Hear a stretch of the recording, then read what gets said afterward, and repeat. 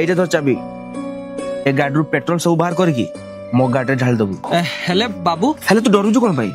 अरे से गाड़ी वाला किछि जानि परिबनी, गाड़ी के सब ढाल दबु हला। मते कोन पे काम करिया पे कहउचन? गोटे लोक ना बहुत विश्वास रे गाड़ी छाड़ी की जाए कि हमें ता गाड़ी को रिपेयर करिबा, नोहे कि ता सहित हमें बेमानी करिबा।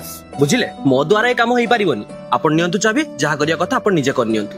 हे बहुत हे गला। अबे दुकान मालिक मु ना तू, मो कथा जमा सुननु। हां तते जहा कोल सेटा कर। अरे बाबू तमे काम भी कोन करिया पे कहउचो सेटा तो थरे देखो।